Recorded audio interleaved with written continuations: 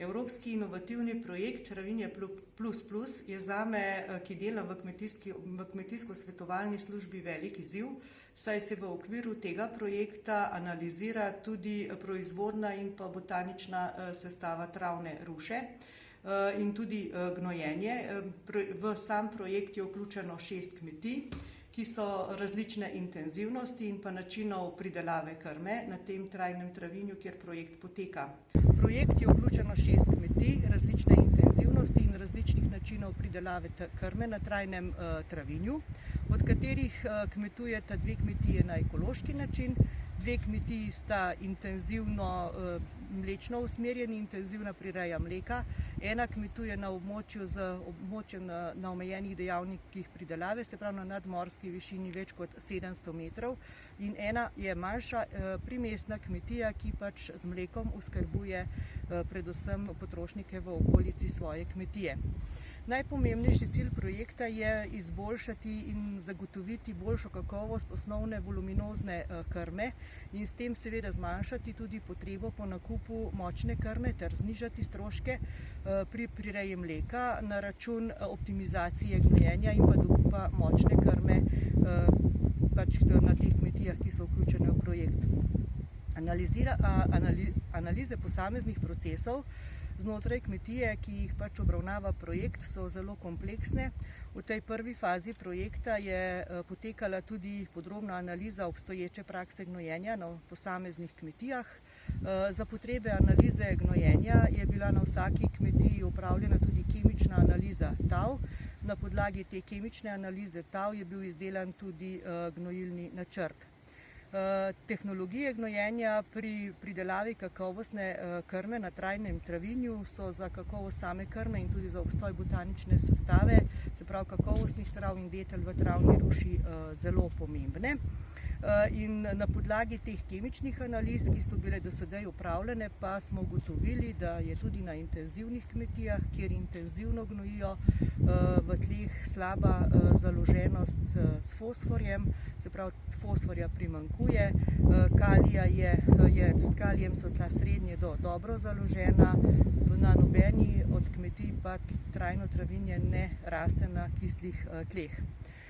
Iz analize tal smo na podlagi dosedanje analize gnojenja pa smo ugotovili, da predvsem intenzivne kmetije, ki se ukvarjajo z intenzivno prirejo mleka, tudi intenzivno gnojijo z doma pridelanimi živilskimi gnojili in seveda katerim dodajajo tudi mineralna gnojila, predvsem dušik, in to v amidni obliki.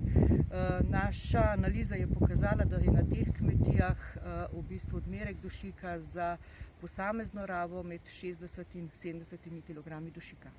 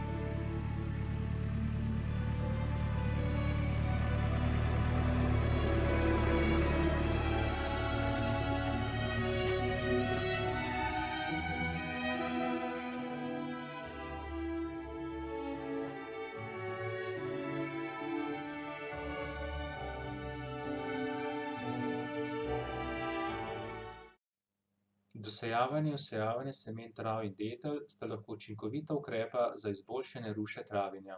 Če si znamo razložiti, zakaj nam obstoječa ruša nič več ne ustreza in se odločiti, kakšno rušo želimo imeti. Nič več nam ne ustreza, ker na njej ne zraste dovolj trave za pokositi ali zeline za pašo, bodisi ker je razredčena ali v njej uspevajo slabe vrste trpežnih, vendar zelnatih rastlin. Kakšno rušo želimo imeti, pa največkrat slišimo od strokovnjakov, ki v ospredje postavljajo predvsem njeno kakovost in hranilno vrednost. To bi moralo veljati predvsem v razmerah, ko želimo več prirediti s pašo živali, saj za to vrsto reje je pomembno, da ruša zraste večkrat v letu in zato vsakič kakovostno dobro. Ko obnavljamo rušo travnika, pogledamo, da dobimo v rušo tiste krmne rastline, ki dajo velik pridelek, zato sejemo seme visokih vrst trav in detel. Po obnovi ruše trajnega travinja z direktno setvijo bo sledila v letošnjem letu še analiza uspeha kalitve in vznika semen trav in metuljic.